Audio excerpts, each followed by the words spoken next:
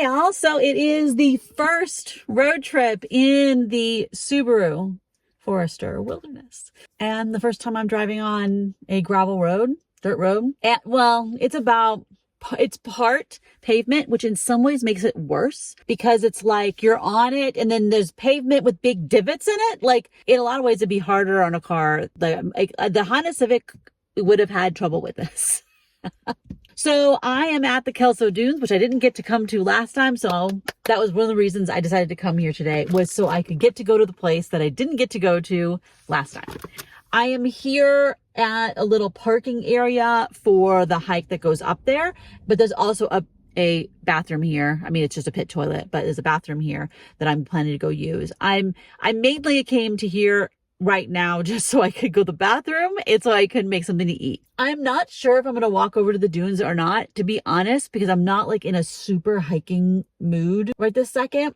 I've kind of changed my plans for this trip, and I am planning that instead of spending the night here, which is this dispersed camping right here, I could have easily done that. I'm gonna actually kind of keep going because I want to go to the Painted Desert and the Petrified Forest tomorrow, and it's only open till 5 p.m., which I just didn't realize until today when I checked it this morning. So I'm very glad I checked that. So I want to be much closer to it so I don't run out of time. I've been there before, but it was in the 1980s when I was a kid, so haven't been there a long time. I think I might drive up the road a little bit more and check out some of the dispersed camping. I did see spots even on this road along the way that are great pullouts to dispersed camp.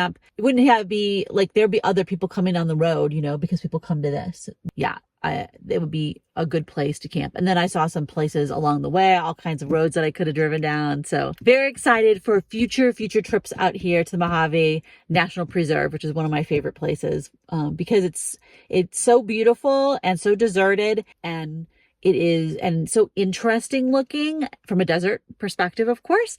And it is, yeah, it just doesn't have that many people. So you can really get away from everything. And some of it has connection, some of it doesn't. So it has a good mix there. If I need to work or whatever, there's other parts I can go to, which I did last time when I was here. Here, I don't think I have any connection at all. I'll have to look at my phone in a sec, but I don't think I do. So I'm going to go to the bathroom and then make myself whatever meal this is. It is 10:58 a.m., but I'm going to make myself breakfast food for lunch because I have eggs. So I want to make breakfast food. Yesterday I had eggs I had breakfast tacos. But today I think I'm going to make just eggs and toast and English muffin toast and stuff like that. So, all right. Talk to you in a bit.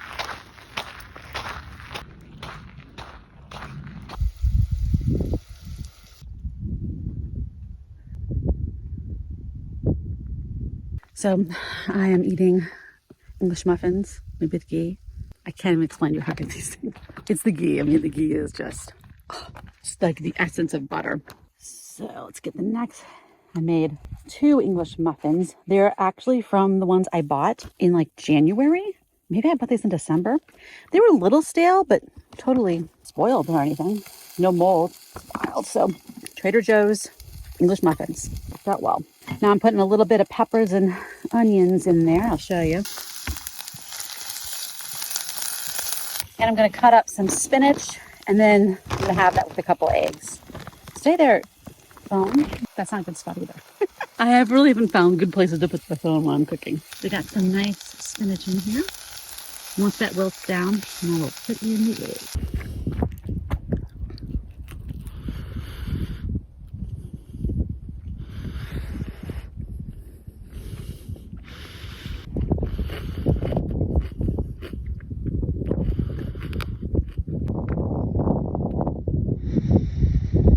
Lovely breakfast scramble with the second English muffin. I didn't make coffee because it's already like 11 o'clock and I don't want coffee this late. One thing that happens when you're the only car in a little area is people come to that area thinking, because you seated the pot, so they think that they need to park here. I purposely parked in the overflow parking so everyone would park far away from me because I was going to cook and I didn't want anyone right next to me when I'm cooking, right? This is so good. I use the everything type seasoning. That's it. And it's so salty. You don't need any more salt. It has a ton of flavor and so good, like good tasting and good for you. I used to always put spinach in my eggs every day when I actually had spinach every day for breakfast, which I don't do now. Because when I'm in town, I don't really cook breakfast because it's just awkward. It's an awkward time of day when the parks aren't open yet.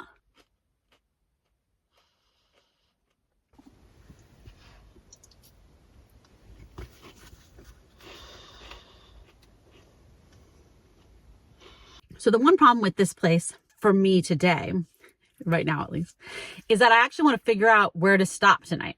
Since I decided I'm not going to stay here in Disperse Camp, because the reason I come here to Disperse Camp was because I drove by this place so many times and I was like, oh, that's where I could go, right? Let me straighten you out. And so, I mean, I obviously came down here. This is a good place to go in the sense of like, I can go to the bathroom, I can cook food, I can like walk around a little bit, be out in the desert. Yay. But originally was going to disperse camp here tonight. And this was going to be the first disperse camp in the Subaru. But I decided, like, as I said earlier, tomorrow going to the Painted Desert and the Petrified Forest was something that was a higher priority for me than disperse camping. Because disperse camping I can do anytime in many, many, many different places. But the Petrified Forest and the Painted Desert exist in one place. I mean, there's more than one Painted Desert. I don't know how many petrified forests there are. I'm assuming that there are more, but I don't know where they are. I have been to the Painted Deserts though, but I definitely want to go to that. And I'm not always in Eastern Arizona, you know. Also, tomorrow was supposed to be kind of a long driving day, and which is why I was going to run out of time. Not really actually long, like 7 hours, but still. But I think I want to spread it out. You know, I only drove 2.5 hours, if that, maybe 2:20. And so I totally have a lot more hours in me to drive today, but I cannot figure it out yet because I do not have internet here. I have only SOS. I wonder if that even works. So I'll just have to drive up to the highway, drive farther on the highway, stop at the next rest stop, which is the rest stop that I've slept at multiple times. So I know that stop. I've slept at both sides. And then I can plan out where I'm going to go, because I'm not going to just stop at that one. That's only an hour and 15, hour and a half away, something like that. So I can definitely get into Arizona. And then tomorrow I also want to take a shower. And that's the thing, is this trip, the main focus of this trip is to go to Missouri, see my parents, see the eclipse. Like, that is the number one purpose of the trip. Two purpose of the trip is to do the road trip in the new vehicle and see how everything goes. I use the cruise control. Oh, I didn't catch up with this. I use the new cruise control. Okay.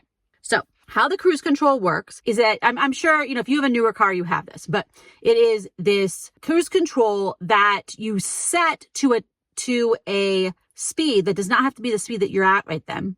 And that's the max speed. And then what it does is this adaptive cruise control is when you come up at a car, it just then paces that car at a distance that you actually set. You can make it be longer or shorter distance until you pull in the lane to pass them or whatever. And then it goes up to your max speed again. This was so incredibly helpful when I was on the 5. It was helpful today. It's helpful in traffic, not in traffic. I mean, this is for being on the highway, you know, but oh my goodness. Now, it also has an automated keep you in the lane thing.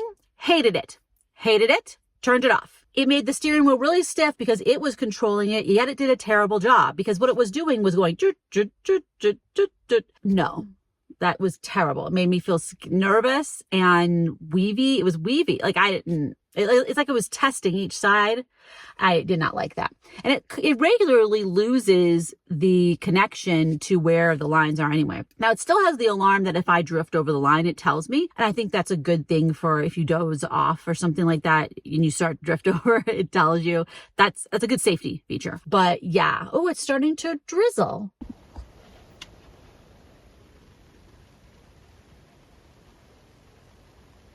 Now, apparently these sand dunes have a thing when it's rained or it is raining or it just rained where you slide down it, it makes this booming noise. So I'm not going to slide down a sand dune for y'all because I'm not interested in getting sand up in my parts. That's not something I'm interested in. And I don't have like a thing to slide on. I don't even have any cardboard that's big enough for me to slide on. So no, not interested in that. However, that does exist. And there's only like certain ones that it does. I don't know. These eggs turned out so good. I'm probably just because haven't been making eggs all the time lately. So I'm like so excited about it. I haven't had the everything seasoning in a long time. So it's all like, this is what I used to eat every day.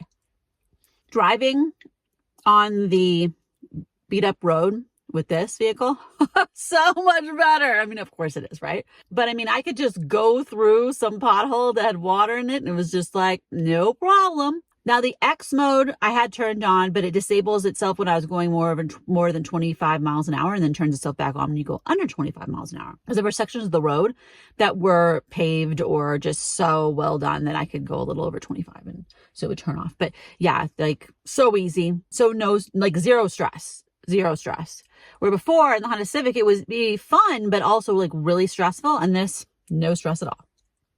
Now, I'm not going to go on any like hardcore roads or even medium core roads because I don't have self-rescue stuff here. I don't have a shovel in the car. I own one. It's in the storage unit. It's way back there. I have to find where it is. It's somewhere there. It's somewhere. I know about where it is, but I can't get to that. I need those things. I don't know what they're called. They're things that they're like usually bright orange and then they go underneath your tire so you can get traction if you're like in sand or something like that. So I need some stuff that is for extracting myself. I really am interested in also learning more about driving this vehicle in the sand because there's a lot of places I like to go that are sandy, and sand kind of scares me more than anything else in a lot of ways. So I want to learn a little about that. I already know some basic things like you air down your tires and stuff like that, but I don't know all the things. And I do have a way to pump up my tires. So I have my tire pumping up. What's it called? I have a way to jump my car. I have all that. I have a number of emergency gear things, but I don't have everything and I don't have a shovel. So I'm not doing that kind of stuff on this trip. This trip, let me give you a little overview of what I'm planning to do. So I'm driving from California. Right now, I'm still in California. It takes a long time to get out of California. Driving California to Missouri, where my parents live, and I'm going to stay with them for a little bit, and we're going to see the eclipse together. Between here and there, I'm driving 40, and then 44 when you get up to Missouri, or actually in Oklahoma, you switch to 44. And so I'll be going through, I'm in California. I'll be going through Arizona through Flagstaff. Then I'll be going through New Mexico through Albuquerque. I'll be going by my land. And then I'll be going through the Texas part that sticks up, Panhandle. And then I'll be going through Arkansas and then Missouri. Now, Missouri is where I grew up and is where I'm from. The house that my parents live in is not the house I grew up in. It's the house they bought for retirement. It's like in the country on a lake. It's so cool. It's like my dad has said that it's the place that it's the kind of place that they would love to go camping. And that's where they bought a house. So I plan to go to the Petty Desert Petrified Forest. I plan to go to a couple other like national monument or national historical site things along the way. Because it's about a 29-hour drive. If I drove straight, which I would never drive straight without stopping 29 hours, you actually have to stop and get gas. Anyway, on my car also, by the way, after I drive for a couple hours, a pop-up comes up and it tells me to take a break. And I'm like, that's really bossy. It's good to take breaks, but even I can drive more than 2 hours without stopping. Anyway, I could do that in 4 days, easy. 3 days would be pushing it. I could do that in emergency, but that would be pushing it. Because don't forget, if you have a 10 hours of driving, you're going to be doing that in 12 or 14 hours. And I have done it, but that's like the most driving I can do in a possible day. And I'm usually too tired to do it the next day. You know what I mean? Because it's very physically tiring. But I'm going across the country. I want to go to see some places and do some things. Also, I have schoolwork to turn in. I have work to do, etc. So I'm kind of doing things along the way, and I will be stopping to take a shower. I will be stopping to go see cool stuff. I'll stop to do schoolwork. I'll stop to do work, etc. Kind of having an integrated life. One of the things that I'm trying that actually worked really well on my last trip was I'm not having like true dedicated work days in town. That's what I did when I first started traveling back in September. But I'm finding that I can actually integrate things now pretty well. So I do like to have always a couple days here and there to be unplugged with, like, so today I'm not working, tomorrow I'm not working. Today I turned in my schoolwork first thing and I'm not checking in after that. So I do like to have some days. I like that. And then of course, in the future, I'm going to be doing dispersed camping and things where I'll be actually off the grid, like except for my little satellite device, my Zoleo. On this trip, it's kind of going to be more integrated. And we're going to see how that goes. And in New Mexico, I may go see my land, or at least I'll go to the place where my land is and see if I can go on the road, because where my particular plot is, there's nobody else homesteading right around there. So the road may be really bad and I may not be able to go down it because it just snowed a couple days ago, yesterday. And so that snow probably is melting today, so it might not be good to drive on. You know what I mean? There's other people who have homesteaded in other parts. So I might be able to get close and then walk the rest of the way in, or I might be like, nope, there's my land out there somewhere and have that be it. We're going to find out. We're going to find that out. And then, go to some other places. I haven't done this drive in decades, so it's probably going to look different than it did in the 1990s. All right, so it looks like it stopped drizzling, and there's still people here who are probably, oh, it's actually really windy, the car's moving. There's people here who have gone on the hike to see the dunes. I mean, you can see the dunes. I don't know if I care to walk down there and do anything with the dunes or not. So let's talk about how I do dishes right now. The first thing is I just literally wipe things off with paper towel and get all the food off. I mean, this is what you should be doing anyway whenever you do dishes, is you just need to first just get the food off of all the dishes. And how I do this really depends upon what the dishes are, where I'm at, and am I in a campground and all that kind of stuff. But fundamentally, it's just mostly just using a paper towel and getting all the dishes off and putting it in the garbage, all the kind of food waste stuff, so it doesn't like attract, well, it's not gonna be bears here, but you know what I mean. It doesn't attract wildlife that really doesn't need my people food. Now I actually have some Dawn, and it's on one of the other doors. And I do use that if things are really, really dirty. But I actually have another solution that I use for most things. Now, there's a whole bunch of people who use vodka to clean, and I put quote marks around that, or they use vinegar to clean. Here's the problem with both of them. While those can be used as sanitizers, sort of, they're not actually strong enough to really sanitize, but a little bit. They don't clean. And the reason they don't clean is because they're not going to emulsify oils. They're not going to break anything down. So if things are still going to have like fats and oils are still going to be on there. Because that's the thing, is there's cleaning and there's sanitizing. They could do some sanitizing, maybe, but they're not really cleaning because they're not going to help you get all the fat and oil off of your stuff. Now you can scrub that, but and just use water, but really having some sort of actual cleaning agents, what you're going to do. Now I do have the Dawn, when sometimes I use that, but lately I've been using these disinfecting wipes. This is from 7th generation. And the neat thing about this is not only does it sanitize, but you can use this to clean, and it does not need to be rinsed off. Most wipes are not food safe. You can't just wipe them and then put the food thing away. This you actually can. And so I also will leave it to be a little bit wet and let it dry out, because then it is sanitizing it. Now, I'm not super worried about sanitizing something for most of the stuff that I cooked here. Like for my eggs, I put the eggs in, scramble them before I put them in there, because then I would have raw eggness in something. I just stick them in there and cook them in there. So there's no raw egg on anything. There shouldn't be, at least. I mean, you never know, something could have spilled, but like there shouldn't be any raw egg on anything. So it really doesn't actually need that much sanitizing. It really actually needs cleaning more than sanitizing, but yeah, I just wipe everything off. Sometimes I use multiple ones, so that way I have one that was used for cleaning and one that I'm using for sanitizing. It really just depends on what I cook. But I think these are great little wipes.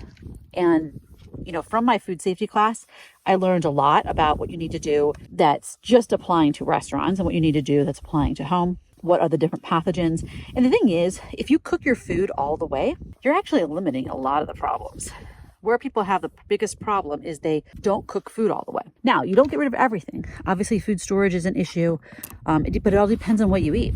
Some things, like listeria, it doesn't matter how good your fridge is or your cooler is, and you can't get rid of it. Like, it's just in your food. You have to just not eat food that has listeria in it, or be healthy enough that it's not going to hurt you that much.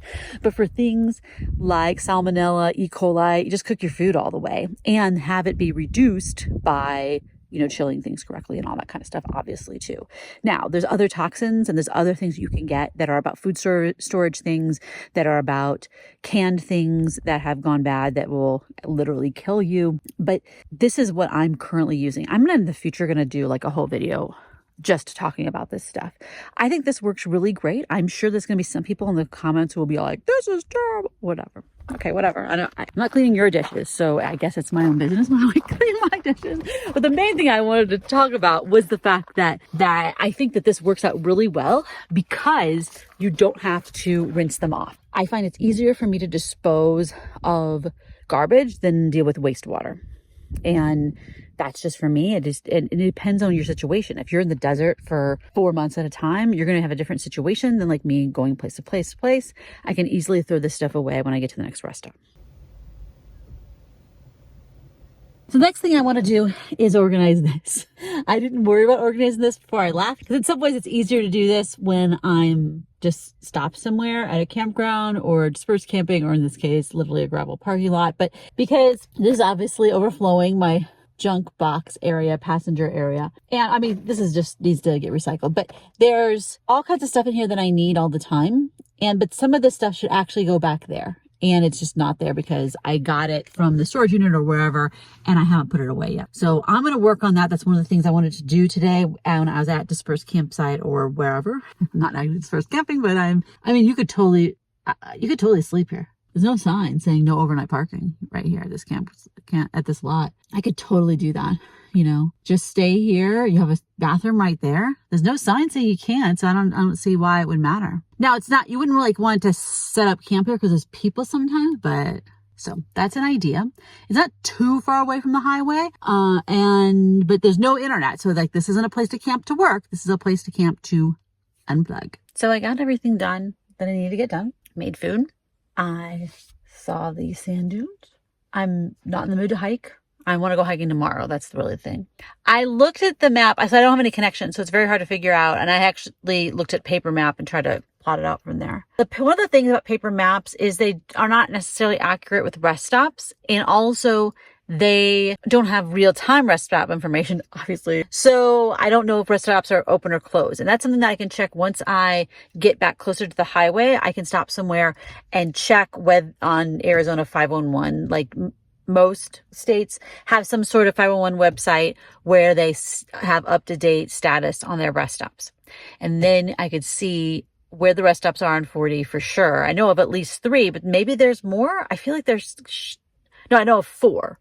I feel like there should be 1 or 2 more, but I could be just imagining it, right? I don't know. So, and then see if they're actually open. It's early enough in the day that if I'm done, I could drive fairly far. One thing I looked up is that the Planet Fitness in Flagstaff has no hot water and hasn't had it for months. And then they said, well, the hot water is, off and on. Like, no, I don't want to take a shower if there's no hot water. There's no point in that. So another thing that I'm going to do when I get back closer to the highway is when I pull over, is I'm going to see where the other Planet Fitnesses are in Arizona to see one I want to go to. Because I actually want to, I didn't shower today. I didn't even change clothes today because I was planning to take a shower in the morning. And I was like, I'm not going to be around anybody except for I'm literally not going to be around anybody because I'll just get gas and go to the bathroom at the rest stop. I mean, doesn't really matter. But when I'm at the national park and whatever things else I do, I might actually be around people a little bit. So I would like to be able to take a shower. And I do not want to have to drive far away. I don't want to have to go all the way to Lake Havasu or to Bullhead City or that. That's actually an hour out of your way, which is fine if you're not going very far. But yeah, it's funny. I do plan out trips now. I do have a spreadsheet and everything, but the plan is just the first draft. And then you start living in reality and realize, actually, I want to change everything about this plan. Not everything. I want to change a bunch of little things about this plan because it just doesn't really work for me right now.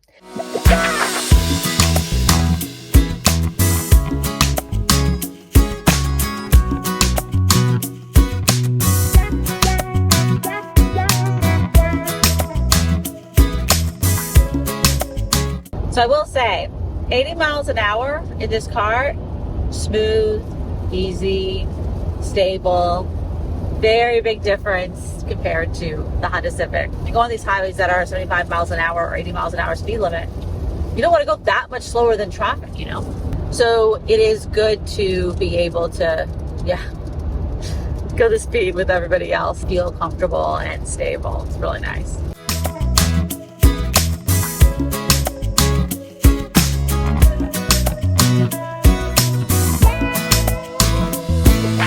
This is so weird. I came to this Planet Fitness in Kingman.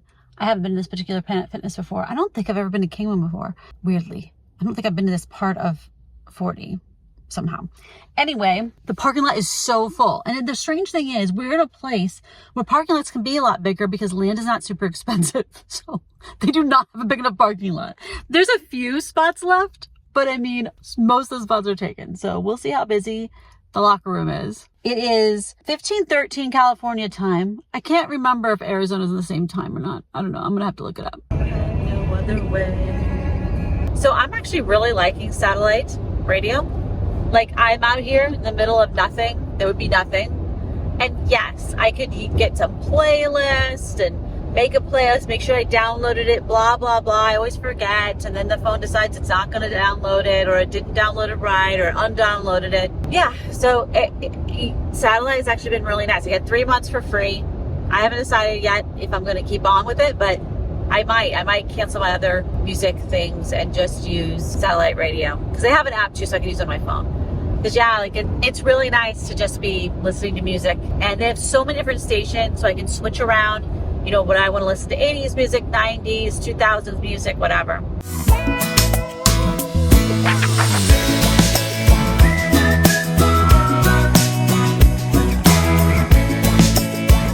Side note, it's snowing where I plan to go the day after tomorrow in New Mexico, where I landed. And it's not just snowing, it is thunder snowing, which is apparently a thing.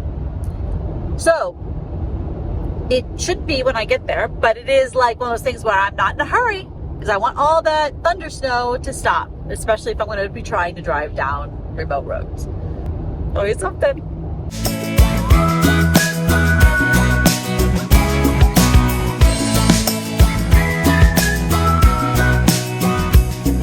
Okay, one thing to get used to is this car is bigger and taller, and so when a wind comes, like when I'm going, you know, 70 something miles an hour down the interstate and come around a corner, it's like a big wind comes, my goodness, it blows this car. Way more than the Honda Civic, obviously. But it is something to, you know, to be aware of as I am driving in these high wind areas and on the edges of storms. Hopefully I'm going to be able to avoid the actual storms. I mean, it keeps raining, these torrential downpours that last for a minute.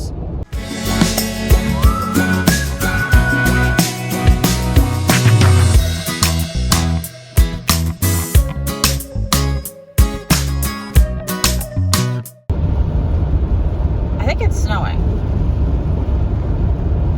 Snow sounds much quieter than rain. It's kind of soft, quiet thing. But it's not cold enough. It's 38 degrees, so it just melts immediately. Not really prepared for 30-something degrees at 5:35. I mean, in the middle of the night, no problem. I'm asleep. I'm under many levels of blankets. But I didn't bring my warm coat. I have my jacket, and I think I have my other, so I think I have enough layers, so I'm not, obviously I won't die. There's no danger here. But I don't have all my big winter stuff. And that's okay. That's okay. I'm not going to be here very long. I'm just driving through this, and I'm planning to stop right here. I did not really factor in, that will be one nice thing when I have the rooftop box on and I can bring more gear. So I can have off-season things with me. Like the fall and the spring are both really hard for traveling across country because you need both gear and clothes and everything for freezing and snow, as well as stuff for 85 degrees. You need everything. Could be any kind of weather. It could be any kind of temperature when you're traveling cross country.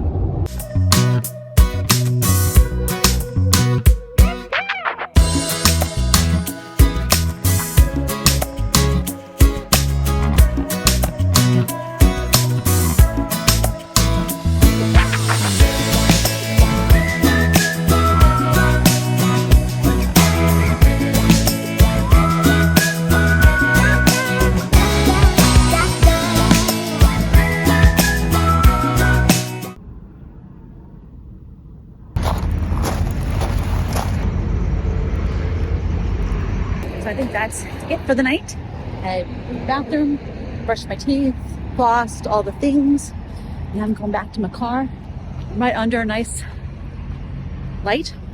So I feel good about this. Is actually a nice, as rest stops go.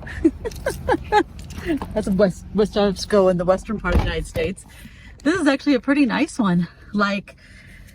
It has new rocks, and everything, and it's heated, which it needs to be, but still nice.